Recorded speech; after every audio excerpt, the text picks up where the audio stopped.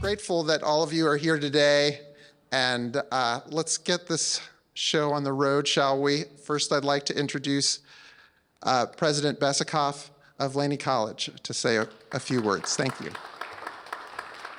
Thank you, Jonathan. Pleasure to really open up our campus and say welcome this evening. I think there's some things here. I'm also a member of the Oakland Rotary number 3, and had the pleasure of meeting Jonathan at one of those meetings, and there was kind of that talk, and I think from that talk we started planting some seeds, and they're starting to sprout this evening. I would be very remiss if I did not also acknowledge a valuable member of the Laney College leadership team, our Vice President of Instruction, who's done a lot to bring us all together, Dr. Becky Upsada. And along the way, we all have maybe different things we do in our jobs or whatever it is, but in a lot of ways, we're also leaders, and I think that's evidenced by the attendance tonight, which is great to see. One of our leaders here at Laney College is Amy Boerkes, who will be one of our panelists this evening. In addition to being you'll see a very engaging panelist, she's also provided a lot for Laney College in terms of her service as a biology faculty member, former chair of our curriculum committee, and serving in a number of other capacities. So I mentioned seeds, but I think also foundations is something that's going on. So I also want to acknowledge from our faculty, Professor Barry Yu. And I won't steal too much thunder about that, but I also want to acknowledge our great architecture students who are here this evening. And just really want to stress more than anything that Laney College is Oakland's college, and you are all so welcome here. I'm very encouraged to look around the room and have to say nice to meet you so many times this evening to people that we are welcoming for the first time. Please enjoy this engaging evening. Thank you to the Merritt Conservancy for the partnership. And with that, we'll go ahead and get the program started. Thank you. All right. So, how many of you here have been to one of our meetings? Thank you. And thank you for coming back. It's all of you that have allowed us to get to this place today.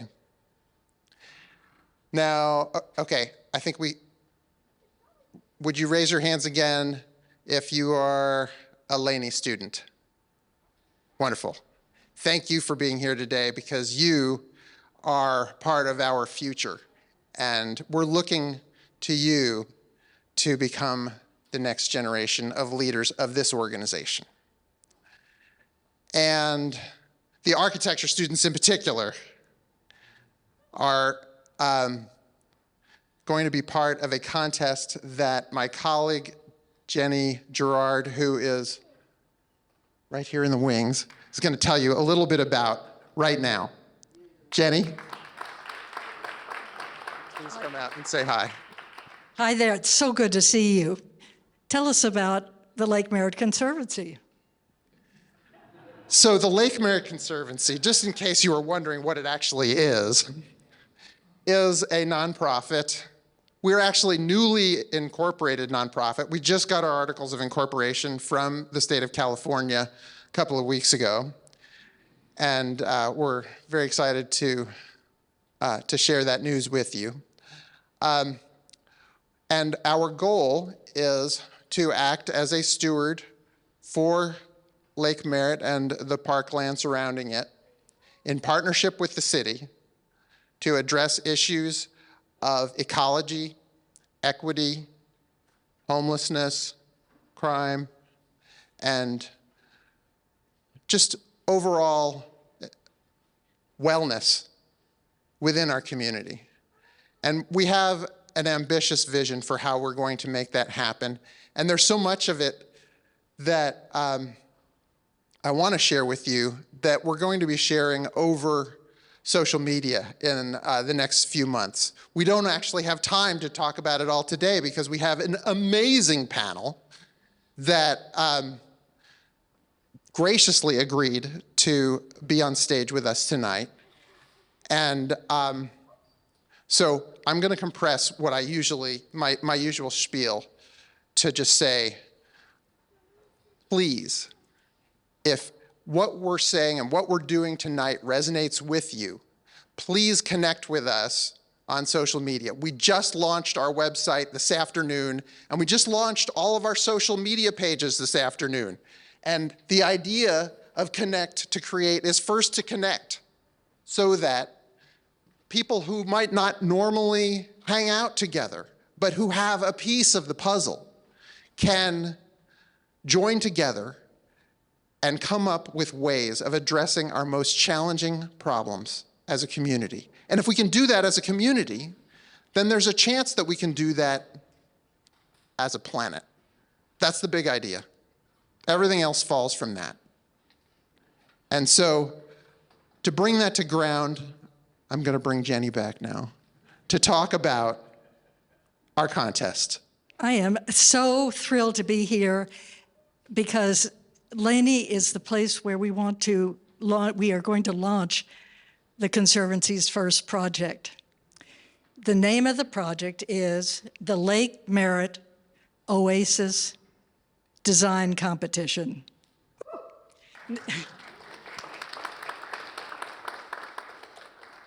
Now you're wondering what an oasis is. I know that. But I'm going to give you a little background first, and then I'm going to tell you.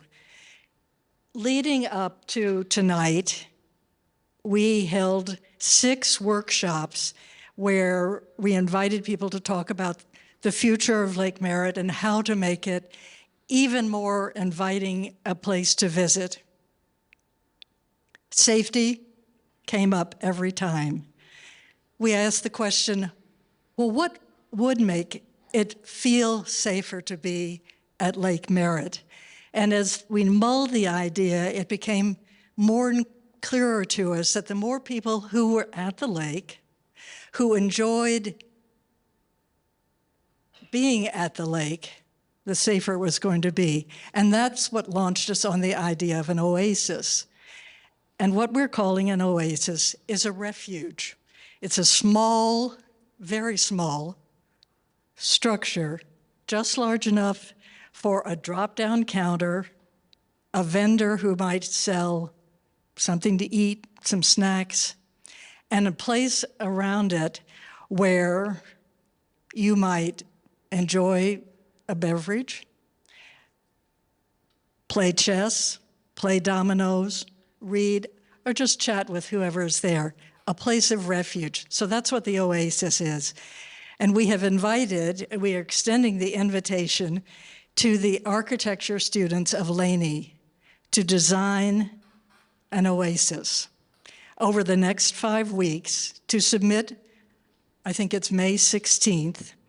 And at that point, the Lake Merritt Conservancy judges will judge the competition. We have 5 prizes, cash prizes, for the oasis that's the most original, the most artful, the most environmentally friendly, the most sustainable, meaning easiest to maintain, and the best overall. Now, I want to ask all the architecture students to stand up, and their Professor Barry Yu. Just give us a sense of who's going to be competing here. All right, yes. Thank you. And is Courtney Miller here? So thank you very much. We're looking forward to it. Now you're asking, the rest of you are saying, well, are we going to get to see these winning competitions? Let me just give you a peek behind the curtain.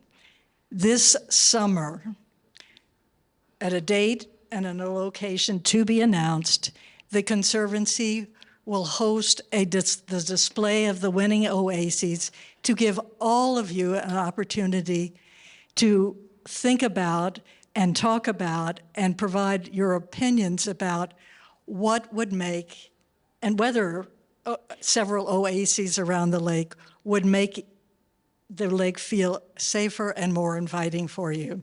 So that's the story of the Lake Merritt Oasis architectural competition. Go forward and do great things. So, yeah. Now for the panel, and I'm going to introduce, to start with, our moderator, Liam O'Donoghue. I hear some people saying, oh yeah, we know Liam. Liam is the host and producer of East Bay Yesteryear. Liam, come on out. I'm going to say just a word or two more about you. That podcast airs on KPFA, or there's an air version that's on KPFA every Wednesday at 1 p.m., so you may have heard that. Liam's journalism is well known. You've probably seen his byline in Oakland Side, Berkeley Side. He's an East Bay columnist for SF Gate, East Bay Express, Salon. I probably haven't named them all, but he's been telling us about Oakland and its past for some time now. I would also want to say to you, Liam, I love this description. He's a historian, a journalist who has become an historian. So thank you, Liam, for being here. So, as many of you know, Lake Merritt was the first area in the United States to be called a wildlife refuge, which it received that designation in 1870. That was 2 years before Yellowstone was protected and 20 years before Yosemite was named a national park. So as we have seen many times throughout Oakland history, this town was ahead of the curve. But calling something a refuge or even putting laws in place to protect it isn't enough to preserve a place. Sure, Lake Merritt has had its ups and downs over the years, but the reason why it's such a cherished place in the hearts of Oaklanders is because of all the work people have done to make it special and keep it that way. The way the lake has been sculpted, the parks, the infrastructure, the city deserves a lot of credit for that. But so many of the other things that, some of our favorite things about the lake, they weren't done by professionals or paid employees. They were done by volunteers who play a huge role in making the lake a vibrant place and keeping it safe and fun and just wonderful. The people who maintain the community garden, for example, the people who play music, and a lot of the people who pick up the trash even, the docents at the Cameron Stanford House who teach us history, and the folks at the Lake Merritt Institute who installed the aeration fountains to keep the water oxygenated. The naturalists who organized bird viewing classes, and the people who raised the funds to restore the mid-century monster statue. Yeah, that was all done because people love this place. They were not doing that for credit, fame, glory. They're doing it to make the lake a great place. I remember the very first time I walked around Lake Merritt. It was about 20 years ago, and I was helping out with an event over at the Kaiser Convention Center before it closed. And after we got everything set up, I had a little time to kill before the show, so I decided to check out the lake. Some of you probably remember back then, to get from the Kaiser Convention Center to the lake, you had to go through that long tunnel. It was a terrible, terrible tunnel. Just dark, smelled awful, kind of sketchy. It was just not a good tunnel. And but it was worth it to go through that tunnel, because when I emerged on the other side, it was one of those magical, beautiful days when you go to the lake and you just look at it and it just fills your heart with happiness. And I've been basically addicted, hooked on Lake Merritt ever since then. I've walked around the lake dozens, if not hundreds of times since that day 20 years ago when I first discovered it. And just one other quick thing I realized that day was that it takes longer to walk around the lake than you might think. I almost missed the coup playing, which would have been a tragedy. So shout out Boots Riley, another Oakland treasure. But back to the reason why we're here today, to talk about building connections between people so that we can build a better future for the lake. I'm a historian, so I think that it's crucial to understand the past in order to plan for a better future, in order to understand our current moment, the present. And I'm actually helping to produce a documentary right now called Reflections on Lake Merritt. That's all about the history of this special place we're here to talk about today. If anyone wants to talk about that more, by the way, find me after the event. But I'm just going to read a couple of the opening lines I wrote for that documentary right now to kind of help set the stage for this discussion and give us a little bit of a broad overview in terms of how we got here. So these are the opening lines from forthcoming documentary Reflections on Lake Merritt. For thousands of years, this body of water was unrestrained, undefined. Creeks pouring down from the hills constantly shifted its marshy contours. Gentle tides from the bay flowed in and out, mixing salty with fresh. Everything was in flux, but at the same time, balanced. Countless generations of birds and fish stopped here during their seasonal migrations, knowing by instinct that they would find sustenance. Life thrived in this liminal zone. Then the dawn of colonization brought new forces to this land, forces that reshaped this body of water and everything in it. What had been once free and wild was now carefully monitored, managed, and regulated. At least that was the idea, but it's not easy to bring order to nature.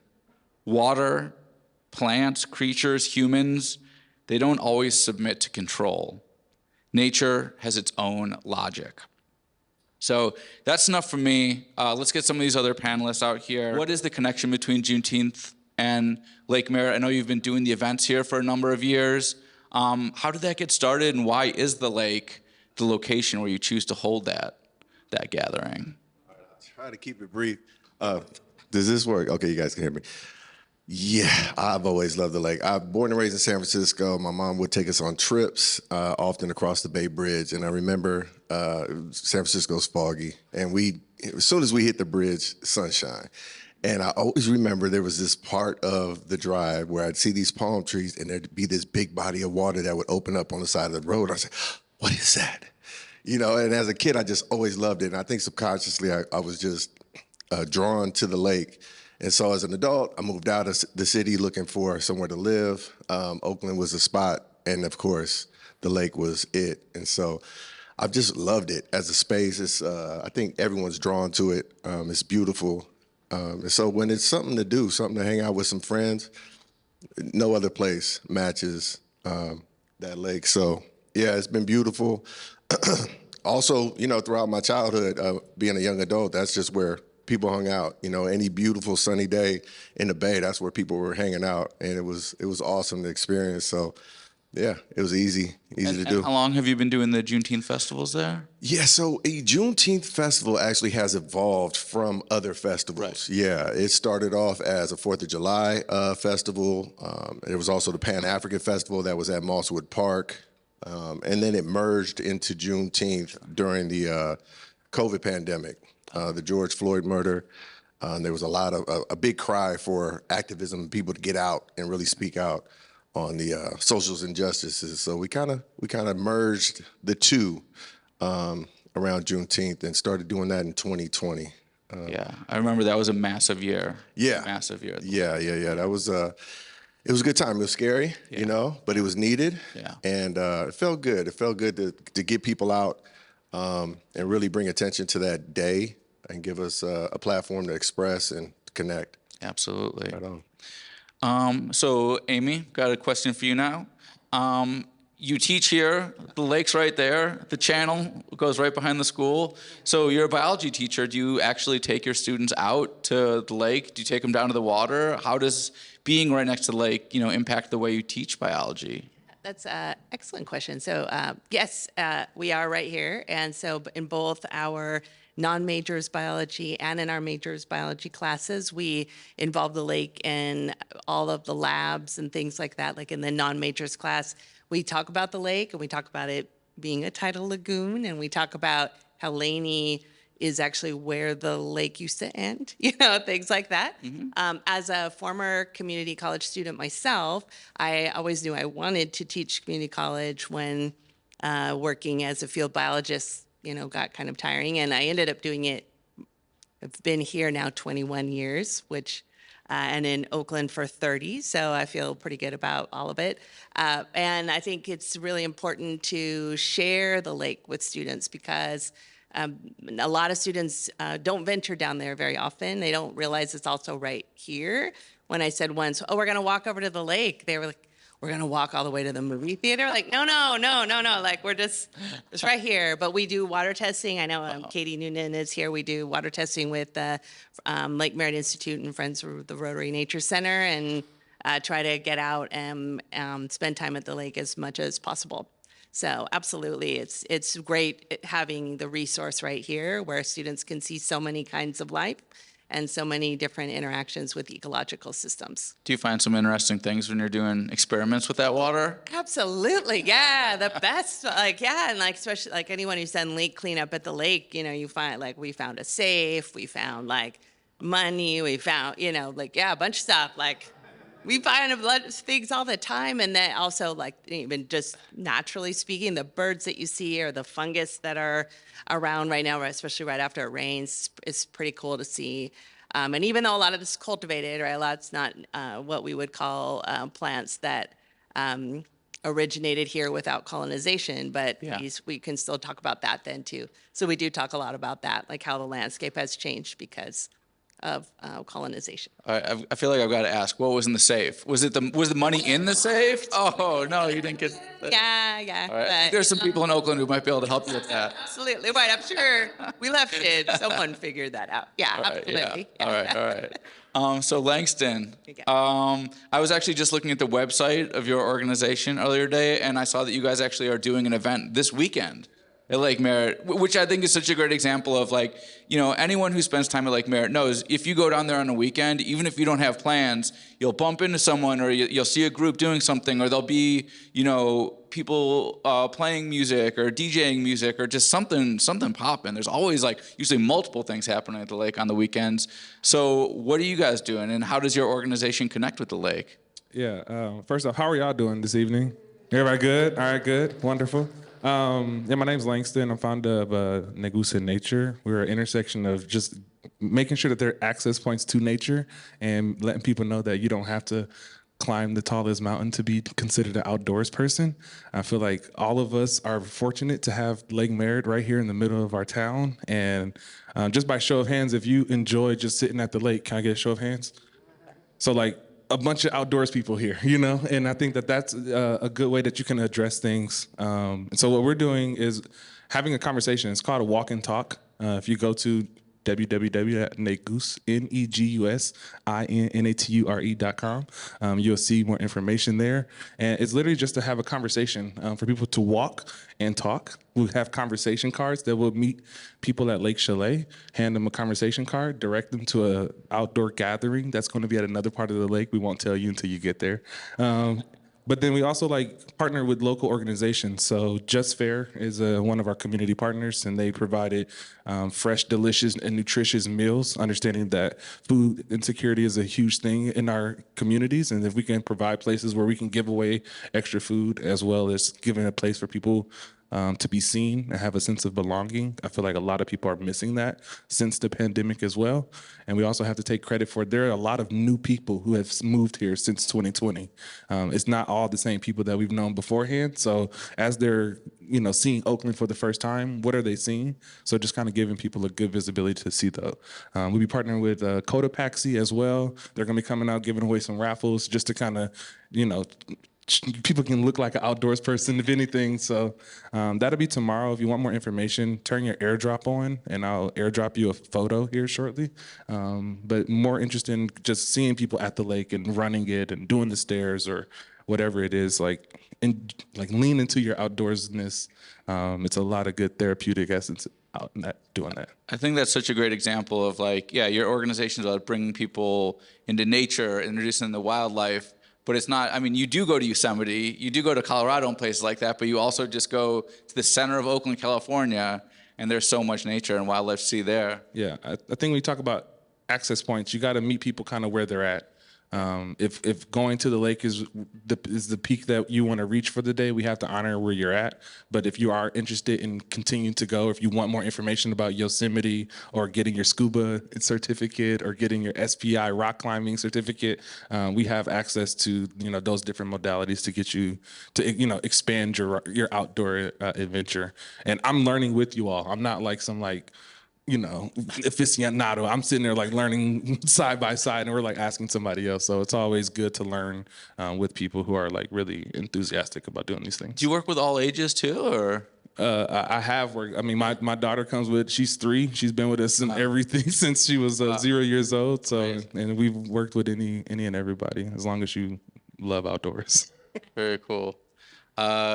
Josiah, I think a lot of people are familiar with the Lake Merritt Institute, but there's probably some people here who have never heard of it before. So I was wondering if you could tell me a little bit about that organization, and also, I got to ask about the trash, because I know one of the big important things that Lake Merritt Institute does is pick up the trash. And so, what would happen if all these volunteers weren't here, gathering the trash? It wouldn't be good. Huh? It wouldn't be good. It wouldn't be good. Yeah, so tell us a little bit about the organization, like why what you guys are doing is important, not just the trash, but I think that is important. Yeah, Lake Merritt Institute was started back in 1992. Dr. Bailey, who's here, started Thank you. a while back. We are contracted by the city of Oakland for trash cleanup. We also our board works with a number of different people who do scientific activities on the lake to measure water quality, other things like that. We also are really sort of just trying to keep things on everybody's radar when it comes to the city, when it comes to changes around the lake. We take care of the You Store It boxes that are around the lake to allow different groups and volunteers to clean up. There's a lot of educational opportunities that our president, James Robinson, does around the lake. Yeah, so he is on paternity leave right now. That's why he's not here. Hopefully getting some sleep, maybe. We'll see. But yeah, so we've been around the lake, working around the lake for a long time, and I think that the amount of support that we get from the volunteers is incredible. The gallons, the hundreds of gallons of trash that is picked up around the lake is mind-numbing at certain points, but it's really impressive to me that we are able to accomplish that with, a very small team, a very small group that is just really dedicated to what they do. Yeah, it's amazing that you're doing all these things, some like these kind of complicated projects, like the water aeration, to make sure the oxygen levels are kind of perfectly balanced, to the kind of grunt work, the nitty gritty of just making sure plastic bags aren't, getting in there and hurting the fish and things like that. Yeah. Are there other projects too, like in between trash and science? Well, there's only so many hours in the day. I think, another thing that we've really focused on the past 2 years, especially since the fish die off, a year and a half, boy, feels like it's just gone by quickly, but has been the water aeration that you mentioned, and really trying to connect the dots between different organizations around the lake that are affiliated with, the city, the state, the county, and trying to get a better idea as to all the different moving pieces. Because I think when you're in the lake and you're working on your one thing every day, it's really hard to get an idea of what everybody else is doing. So the county is controlling the floodgates. They're monitoring to make sure things don't flood. We're controlling the trash pickup and trying to keep an eye on that sort of stuff. There's a lot of moving pieces, a lot of different organizations. So I think the fish die-off was very emblematic of the fact that a lot of these different groups kind of realize that we don't know who all to talk to or call when certain things happen. And I feel like that's grown a lot over the past couple of years, fortunately. Yeah, thank you.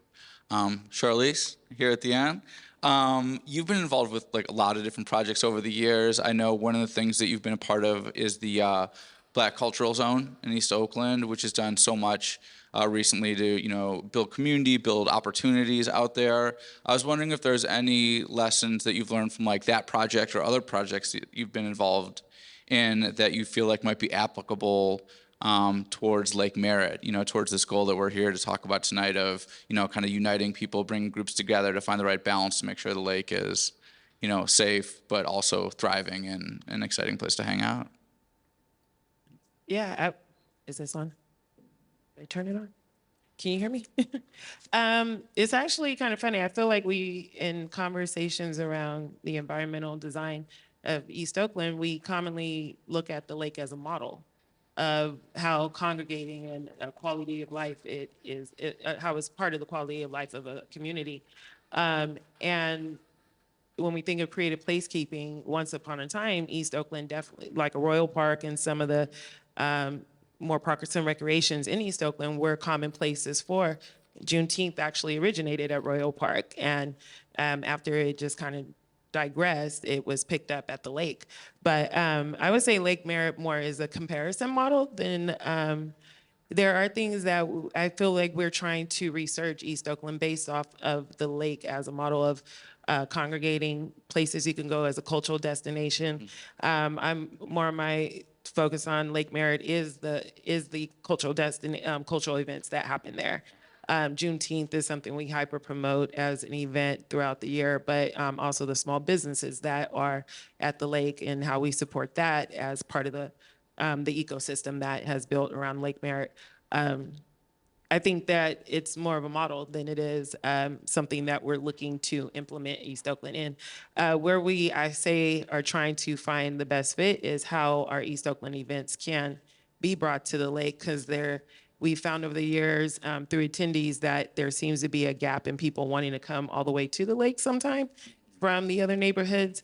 And a lot of people that commonly go to the lake don't go to other neighborhoods. So I think we've been trying to find the parallels to making all neighborhoods engaging, just as we do the lake. Definitely. That's really interesting.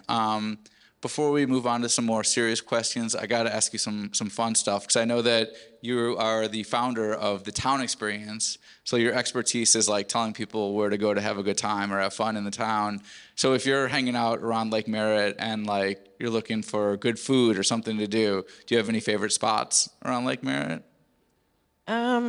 Okay, so we do, obviously the common areas we always go to are Grand Lake area and Lakeshore.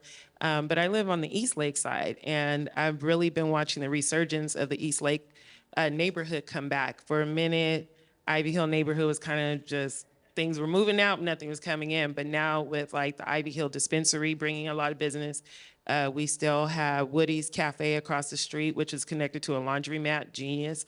There has been, there's a new Ethiopian restaurant, the Blue Nile Cafe is open, and the family has now opened an organic fresh market that sells like fresh sambusas and everything. Across the street, they've put a car wash.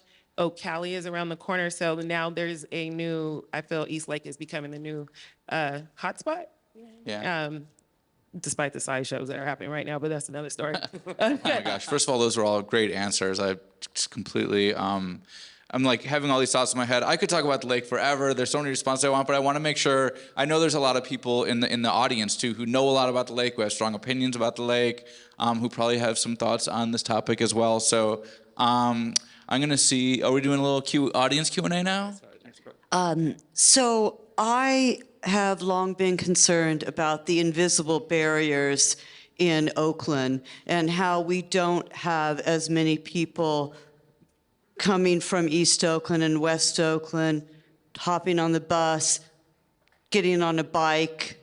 Some of the historic vision of Lake Merritt was to be a center pendant of a necklace of parks, and certainly there are some Oakland is blessed with a lot of park space. It's also hard to take care of a lot of park space.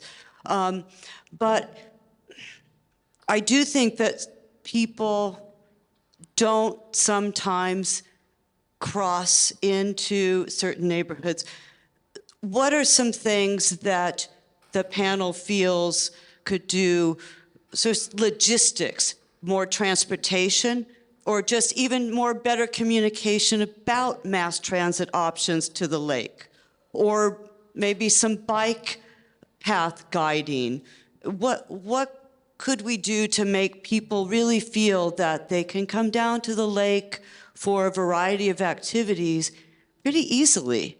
I don't think it's a transportation issue from what I've seen. It's the mindset over how we are welcomed at the lake. And with the issues with the police that have happened and with neighbors calling the cops on, like, if you guys remember the youngster Aaron who used to play the drums at the lake, he's like a staple at the lake. They were calling the cops on him. He's a child. You know, I think those things have amplified and just pushed people away. I often say in community rooms, we have this invisible red line that we don't cross in Oakland. I feel like we don't go to East Oakland for certain things, and they don't want to come here. I think it starts at the community communication level, needs to be rethought, and how we reverse engineer that so that all neighborhoods feel welcome coming to the lake, and also getting the Lake Merritt folks to leave their bubble, because you could definitely just stick to what's around that neighborhood and not explore the other neighborhoods. So I think that's where we are trying to work more cross-functionally across the neighborhoods to make people feel like they belong anywhere in Oakland. And I think that is more of a mindset change than, I don't think there's plenty of buses that go around that lake and go right down East 14th and East 12th from East Oakland. The BARTs are walkable, you know, so I think it's just getting the behavior shift in how we start creating that sense of belonging in all our neighborhoods. Yeah, I'd like to add also that the paying to park for me is a big red That flag. definitely is. That's huge. When I go to the lake on a Saturday, I like to park my car. I got my little buggy, a little cooler, a little grill, a little speaker, and I hang out at the lake all day. But I can't do that anymore. I've got to go feed the meter every 2 hours, which is horrible. And I've got to ask my friends to do that as well. And people who can't afford $2 an hour or whatever it is, they can't access it. That's a big major red flag for me. I call it this economic wall that I've seen the Bay Area put up around spaces. You've got to pay a $7 toll to access San Francisco and $5 an hour to park in whatever downtown neighborhood that we used to frequent. So it's just the cost of rent. It's this economic wall that they build around spaces. And for me, that really triggered me to see that those meters go up. I understand the issues, and it's not the right solution, though. And so I would definitely point to that as a way not to welcome people. Yeah, I was just double up on what you're saying, the economic wall. Like, if you want people to attend to the lake, like, give them affordable housing around the lake, you know? It's not coming fast enough, I will say. You know, I will say when I first moved to Oakland, I think it was 2014. I lived in San Francisco before. I moved out here 2014. I was staying in the La Peraltas right here. I was paying $1,400 for a 2-bedroom apartment right there at the lake. I would get up and I would run that lake every morning. Why? Because it was 2 blocks from my house. We could afford it. I was still in college, working at Kingston 11 when it first opened, but it was enough for me to like make rent. You know, $1,400. I had a roommate, sure, but you know, it was doable. I have a friend that lives in that current building now. I asked her how much did she pay for her 2-bedroom. She said $2,300. I was like, this is the same building. They didn't like redo the building. This was nothing but 10 years ago. So if we want to talk about, you know, access, we have to have things accessible. And if we're jacking up rents every time for putting up paywalls like meters, if you're putting the spikes on to go the back way where people used to park just around the bird sanctuary, now you'll get all 4 of your tires blown out. Like things like that people don't think about, but we want more people. We want more of a vibe, but you know, that comes at cost. And so unless you're going to be having, you know, interpreters going around the lake and telling people of these different things that are happening and having resources readily available, we're going to have to just take the natural cost of what's happening now. Thank you very much. Oh, and Liam, great program. Really enjoy it. Thank you. I want to put a challenge to the Conservancy. I'm a member of the Measure DD Community Coalition, which has had a lot to do with some of the improvements around the lake. And one of the things the coalition did was to begin to design a self-guided walking tour around a part of the lake. We concentrated on just the part that goes from Lake Chalet to the auditorium. But just in that stretch, we identified about 20 points of interest. And there are so many things that are of interest around the lake. Many people have mentioned and talked about some of those. For instance, the first library for Oakland was located in a part of Lake Merritt Park.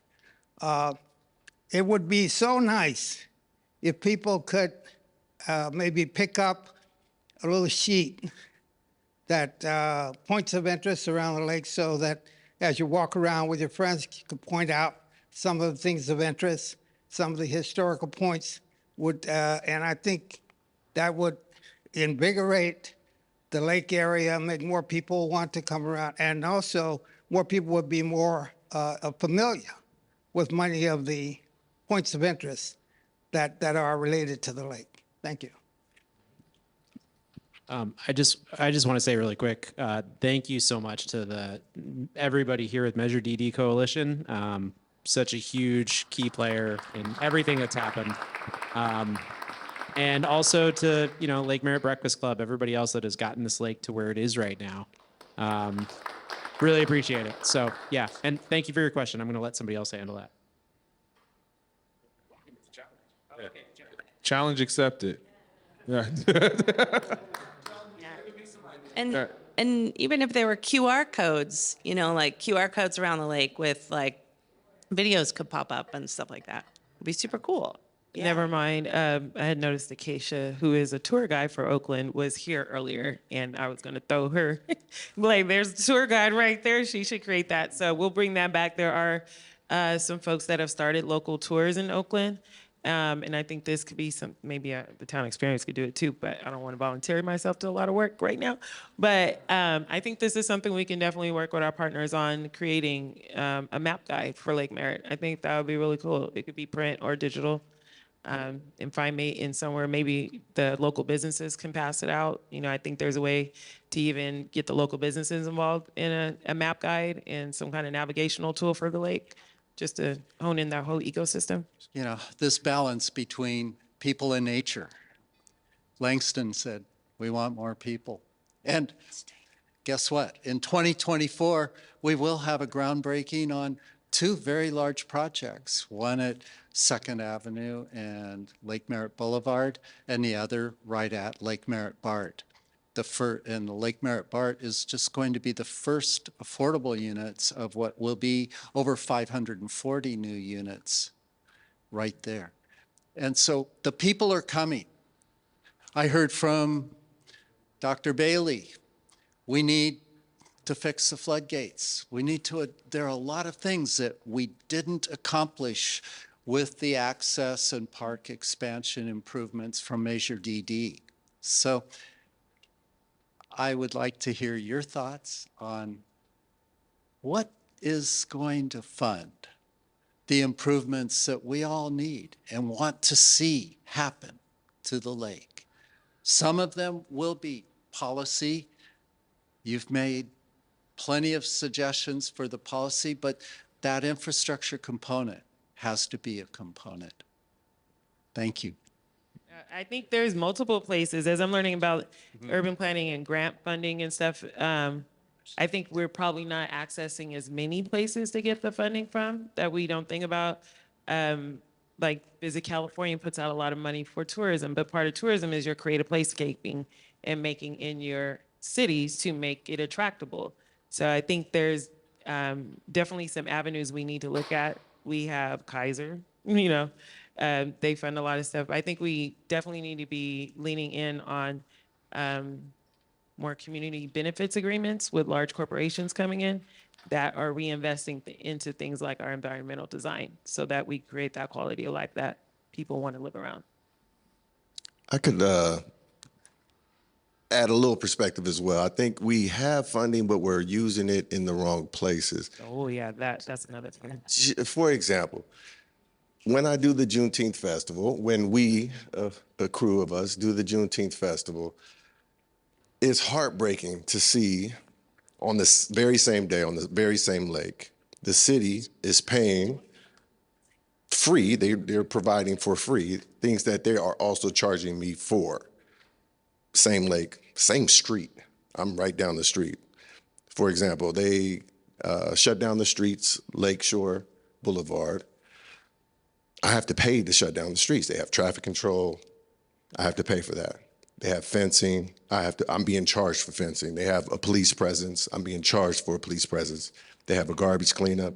I'm paying $10,000 to clean up Juneteenth for the very same day, very same lake. And so for me is the money is there. There's people, organizations that are trying to do it right, are hearing the cries from the community and saying, hey, do it, but do it, can you make it safe and accessible and, consider all the different needs here, but charging us so much. And so, yeah, I think that's what I kind of heard when I hear that question is, how do we fund it? I see things being funded already, and it's just where are we putting the money? Where's the attention? So yeah. I think that's just a really great place to sort of wrap it up here. Thank you so much. I want to thank our panel and our moderator again for their time today and for giving themselves fully to these questions.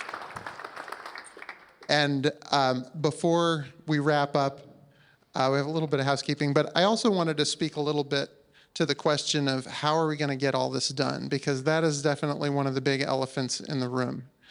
And certainly there is a role for philanthropy, and there's a role for the city to make better use of the money that it has at its disposal.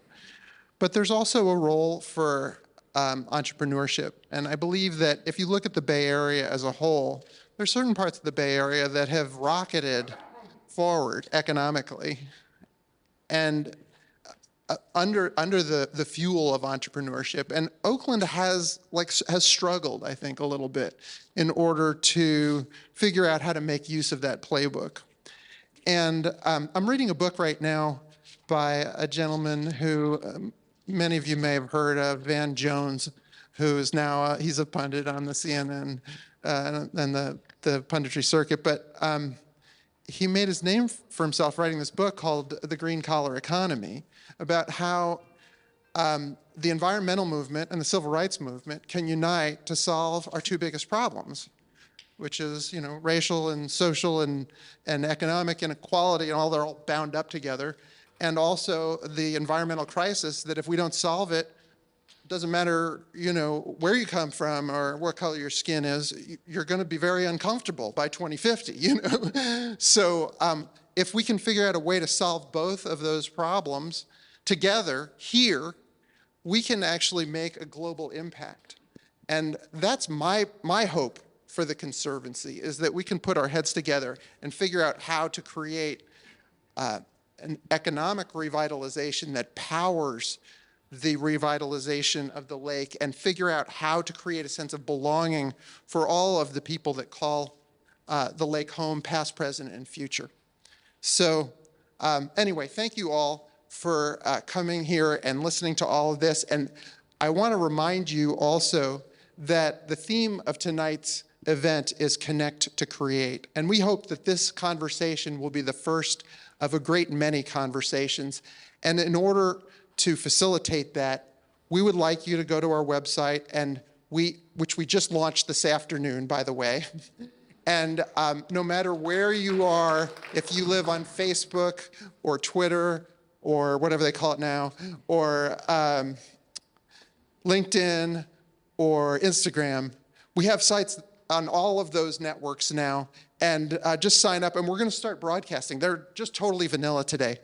But and then out of that, we're going to create an entirely new meta network that has no center that we'll be talking about in a few months. But that's the elves, the Conservancy elves behind the scenes are working on that as we speak. Some of you out there know who you are. And like I said, I believe this is going to be the beginning of great things. And thank you so much for being here tonight. And please do connect with us. Jonathan? All right, I'm going to turn it over to Jenny to finish up. And Jenny's got a long list of people to thank, but there's one person that I want to thank because she saved my butt, basically. And that's Alicia Greenwell and her Black Joy Parade, because more than half of the people in the panel are here because Alicia said they would be good for your panel. And that's Travis and Langston and Charlize. And thank you all for being here. And thank you, Alicia. And thank you to the Black Joy Parade. And she is having a big fundraising event on April 22nd. It's a she's calling it Golf and Grooves. And if you're a golfer and if you're feeling like you want to give to Black Joy Parade, that is a perfect way to do it. So anyway, thank you all.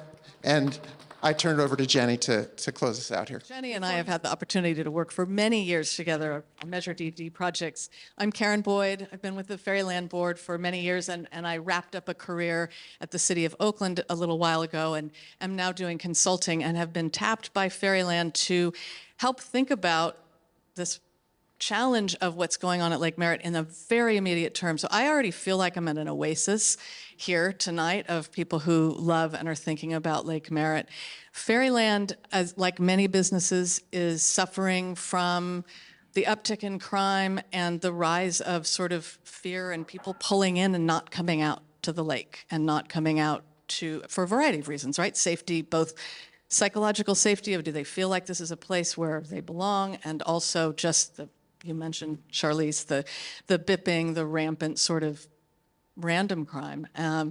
So Fairyland's been thinking about what is our role in bringing life and vitality and joy and celebration to the lake. So we've been partnering with the Oakland Museum of California and the Visit Oakland and the Oakland Public Library, so the sort of institutions around the lake, and hope to partner with many of you.